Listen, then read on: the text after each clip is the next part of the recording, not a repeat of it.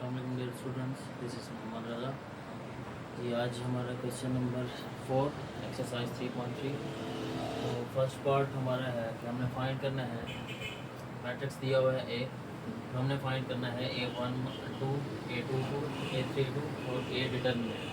अब A11 A22 A32 क्या है हमने पहले पढ़ा था कोफैक्टर ऑफ मैट्रिक्स, तो उसका फार्मूला मैं दोबारा से लिख देता हूँ। कोफैक्टर ऑफ मैट्रिक्स का AIJ is equal to -1 power I plus J MIJ।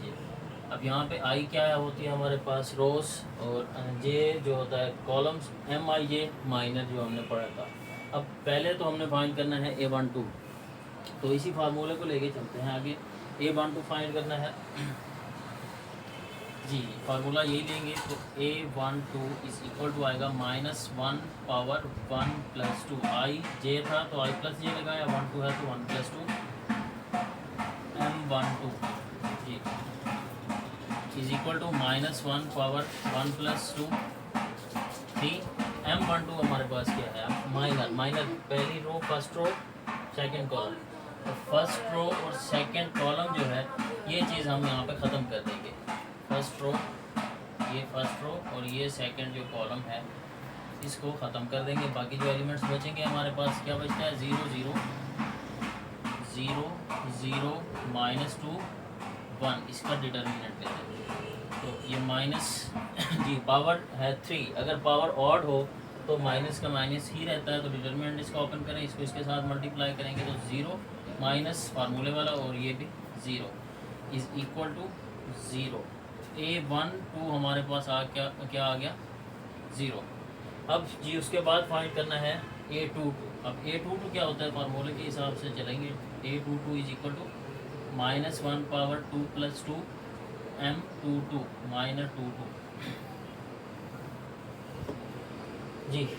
A22 is equal to -1 power 2 plus 2 4 जी। अब second row second column, second row second column हमने ख़त्म कर देना। बाकी जो एलिमेंट्स हैं उसकी determinant, second row second column, बाकी क्या बचता है 1 -3 1 -3 -2 1 इज इक्वल टू जी पावर इवन है 4 है तो ये प्लस हो जाएगा, इसका डिटर्मिनेंट माइनस, ये माइनस फार्मूले वाला -2 मल्टीप्लाइड बाय -3 ये आता है प्लस का 6 इज इक्वल टू -5 जी। A22 आ गया -5 जी। लास्ट में A32, तो दोबारा उसी फार्मूले के तहत चलेंगे। A32 is equal to -1 power 3 plus 2 M32 -32 जी। तो ये आता है A32 is equal to -1 power 5।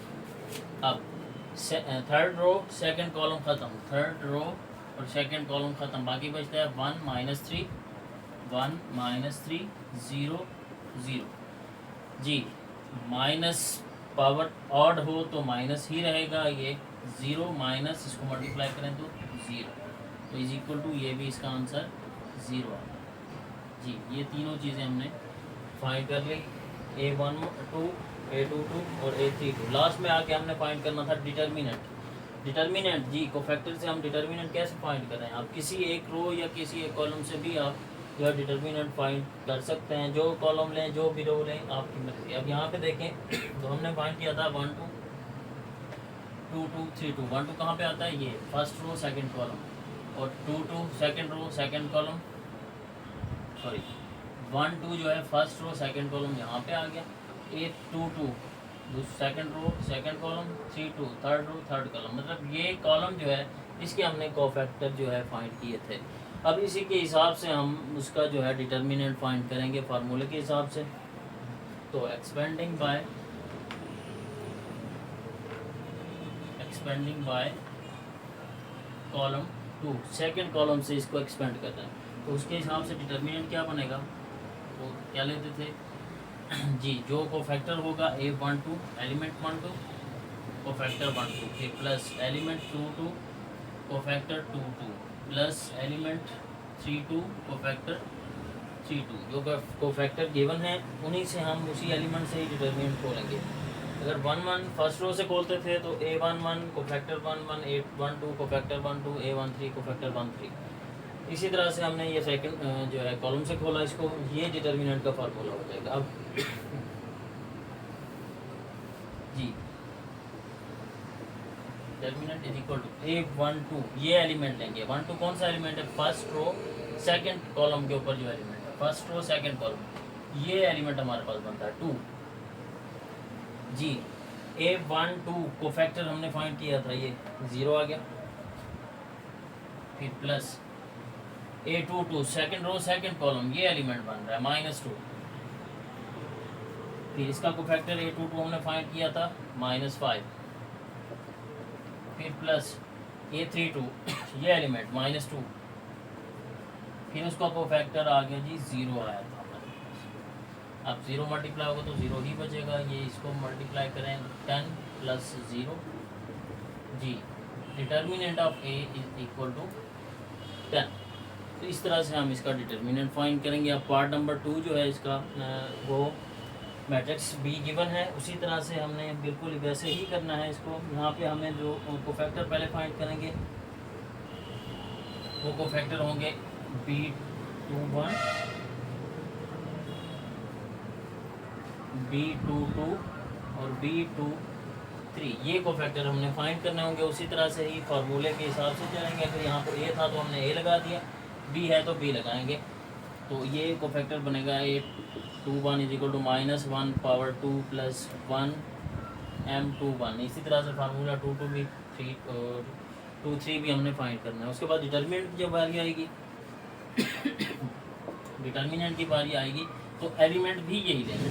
तो एलिमेंट अगर B का नाम दे दिया है इसे तो हमें B का नाम ही लेना है, B21 और cofactor 21 plus B22 cofactor B22 plus B23 cofactor B23। तो इस तरह से हम जो है इसका डिटर्मिनेंट फाइंड कर सकते हैं। तो दूसरा पार्ट आप लोगों के ज़िम्मे हो गया, ये आपकी असाइनमेंट के तौर के ऊपर, तो आपने ये खुद ट्राई करना है। उसके बाद है जी क्वेश्चन नंबर 5। अब क्वेश्चन नंबर 5 में वो कहता है कि विदाउट एक्सपेंशन डिटर्मिनेंट जो है उसको खोलें। तो एक्सपेंशन किए बगैर हमने प्रॉपर्टी यूज़ करके डिटर्मिनेंट को प्रूव करना है दूसरी साइड के इक्वल।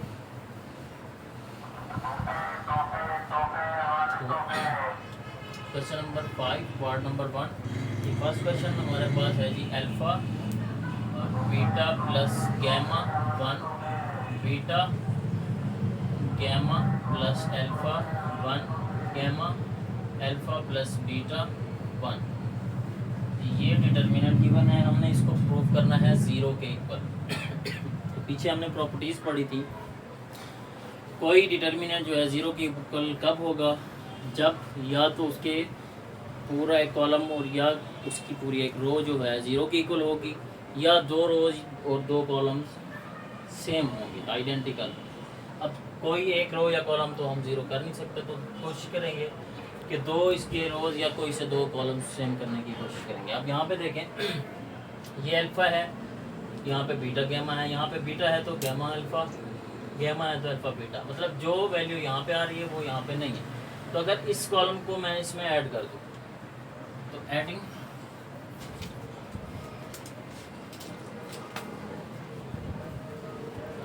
ऑपरेशन लगाएंगे C1 + C2 कॉलम 1, ये हमारे पास हो गया जी कॉलम 1 कॉलम 2 और कॉलम 2। इसको रो 1 R1 से कह देंगे, R2 कह देंगे, इसको R3। ये रो 1 रो 2 और रो 3 हो गई। अब C1 + C2 हमने करना है। C1 + C2 चेंज जो आएगा हमारे पास C1 में आएगा। तो पहली रो में पहले कॉलम में हमने दूसरा कॉलम ऐड करना है। तो ये आ गया जिस alpha plus beta plus gamma. इसको अगर ऐड करूँ तो alpha plus beta plus gamma बनेगा। इसी तरह से तरतीब में लिख देते हैं इसको, alpha plus beta plus gamma. तो ये सेकंड जो कॉलम है वैसे ही रहेगा, इसमें कोई चेंज नहीं आएगा। 1 1 1 ये आ गया जी। लेफ्ट हैंड साइड हमने इसकी दी थी, लेफ्ट हैंड साइड जी। अब ये अल्फ़ा बीटा गैमा तीनों के तीनों सेम आ गए। तो और ये प्रॉपर्टी भी पड़ी थी कि डिटर्मिनेंट के अंदर किसी एक कॉलम के से हम कोई चीज़ कॉमन ले सकते हैं। यहाँ पे ये चीज़ मैं कॉमन ले लूँगा, taking common alpha plus beta plus gamma from column 1 से हम जो है alpha plus beta plus gamma common ले लेंगे। Alpha plus beta plus gamma, यहाँ पे बचा 1 1 1 beta plus gamma, beta plus gamma plus alpha और अल्फ़ा प्लस बीटा, यहाँ पे 1 1 1। अब यहाँ पे देखें तो फर्स्ट कॉलम और लास्ट कॉलम जो है दोनों सेम है, ये भी 1 1 1 और ये भी 1 1। तो बाय यूजिंग प्रॉपर्टी, हमने प्रॉपर्टी पढ़ी थी कोई से दो कॉलम जब रोज इक्वल हों तो डिटर्मिनेंट 0 के इक्वल होगा। तो हम यहाँ पे कहेंगे कि बाय यूजिंग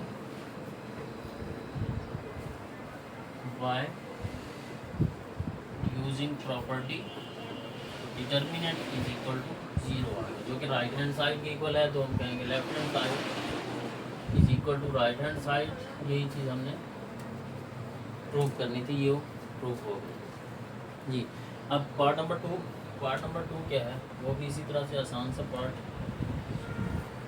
पार्ट नंबर 2, उसमें हमें गिवन है